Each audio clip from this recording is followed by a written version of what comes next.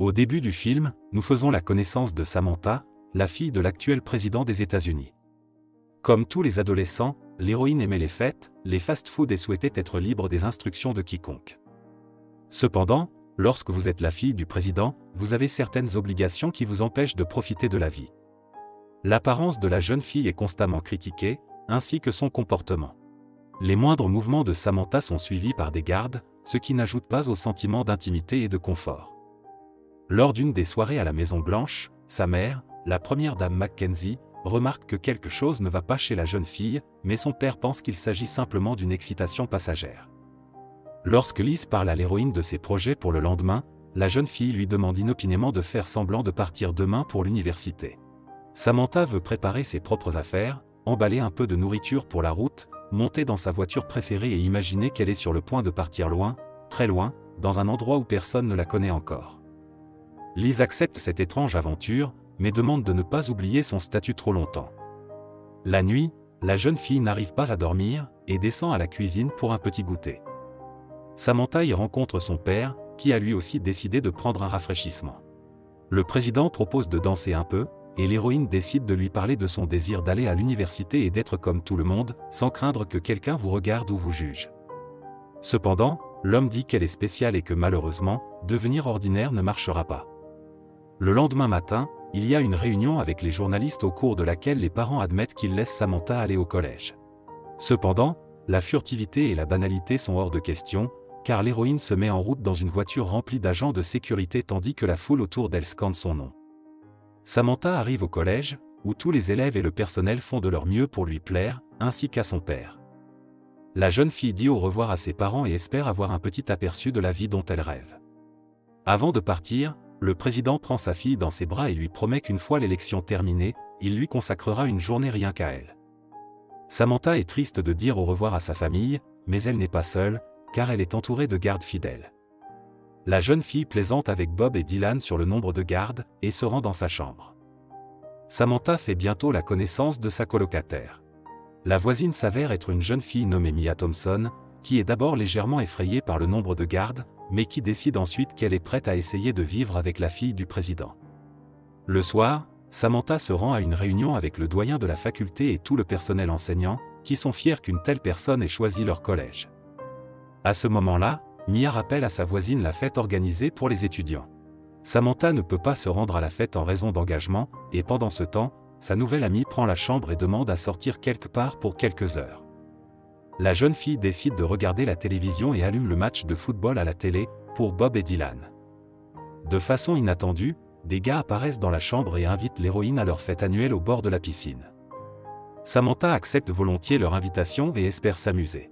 Pendant le cours, l'héroïne se sent gênée parce que l'attention de tous les élèves est focalisée sur elle seule.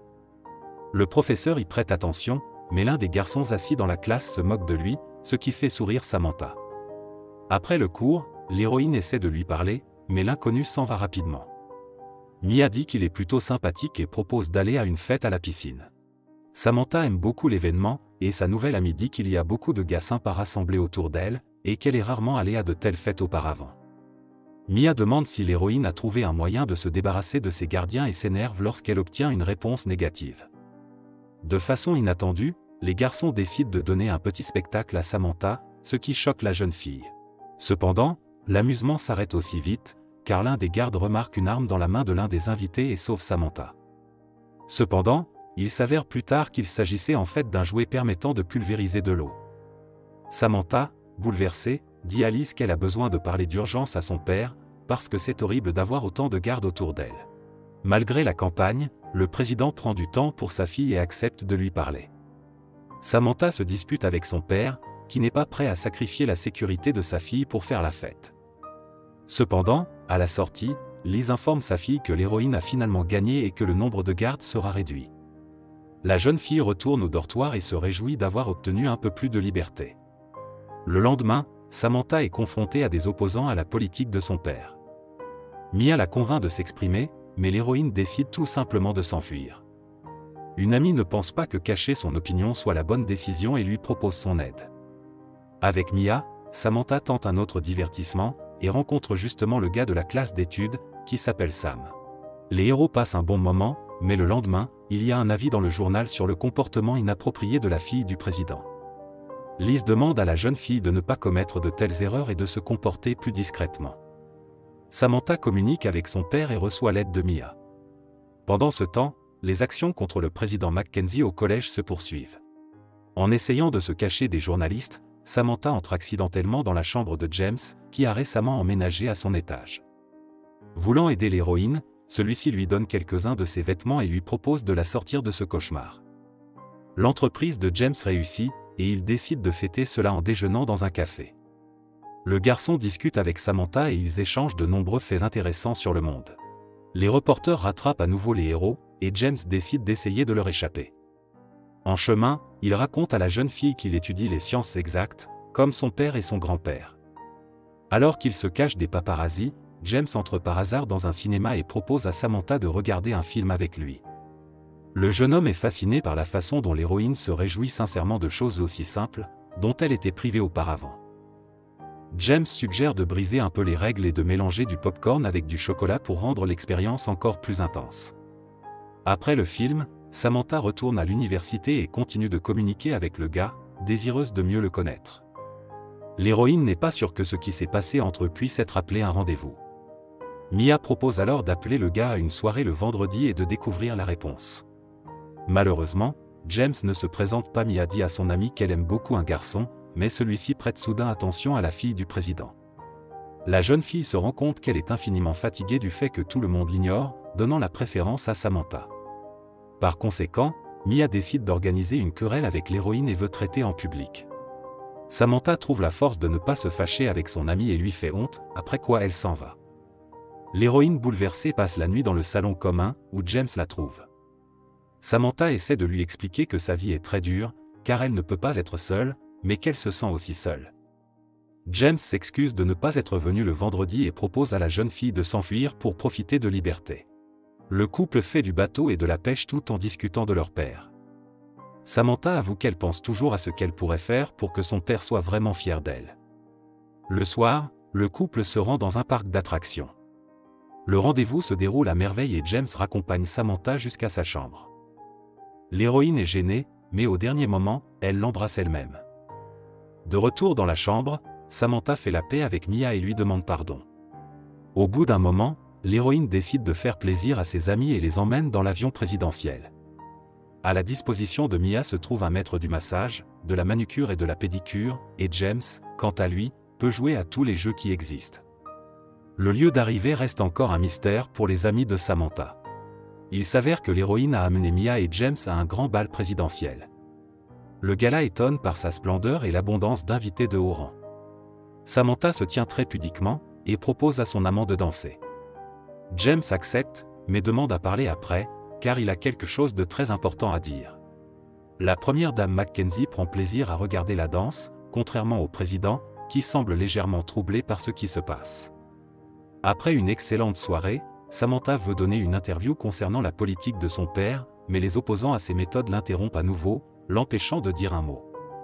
Soudain, un inconnu percute une voiture diplomatique. James emmène Samantha dans un endroit sûr et la met dans la voiture. Par la suite, le gars annonce par radio que le sujet est sain et sauf. Samantha devine que James est un agent secret engagé par son père, et que tous ses sentiments et leur évasion n'étaient qu'un stratagème pour continuer à la contrôler. À la maison, la jeune fille se dispute avec son père, mais espère qu'un jour elle pourra le comprendre. Samantha refuse le transfert de poste de James et se retire dans sa chambre. Avant d'aller se coucher, Mia dit que l'héroïne aime définitivement le garçon malgré son travail et suggère d'essayer de le rendre jaloux. Au collège, James essaie de demander pardon à Samantha, mais la jeune fille prétend que tout va bien et met des écouteurs. L'héroïne décide de suivre le plan de Mia, même s'il lui semble un peu étrange. Samantha a des rendez-vous avec d'autres garçons et s'habille de façon plus vulgaire, assiste à des fêtes et attend que James fasse quelque chose et montre d'une façon ou d'une autre ses sentiments. Après s'être enivrée, l'héroïne grimpe sur la table d'un bar. Mia se rend compte que cela dépasse le comportement normal et demande au garde d'emmener son ami en bas. James n'en peut plus et ramène l'héroïne chez elle, en disant qu'elle n'est pas vraiment ce qu'elle veut montrer. Le gars avoue qu'il a des sentiments sincères pour Samantha, mais toute sa vie, il ne sera condamné qu'à la suivre, et ne pourra jamais se rapprocher, même si c'est douloureux.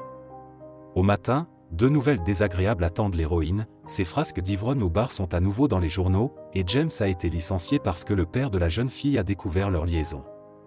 Samantha sent qu'elle a peut-être laissé tomber son père de façon très grave. La première dame d'Amérique retire sa fille de ce collège pour éviter qu'elle ne ternisse davantage la réputation du président. James est suspendu pour manque de professionnalisme extrême, même si son père et son grand-père avaient l'habitude de le faire. Après une nouvelle performance, le président décide de remonter un peu le moral de sa fille et de lui apporter un peu de son gâteau préféré. Monsieur Mackenzie remporte à nouveau les élections et organise une fête pour célébrer l'événement. Samantha danse avec son père et affirme que maintenant, elle a sa propre opinion et qu'elle est prête à la défendre. De façon inattendue, l'héroïne remarque James parmi les invités et réalise que Monsieur Mackenzie a également fait un effort pour son bonheur. Le gars l'informe qu'elle peut aller à collège en voiture, comme elle en rêvait. Samantha embrasse le gars et part vers son avenir heureux. C'est la fin du film.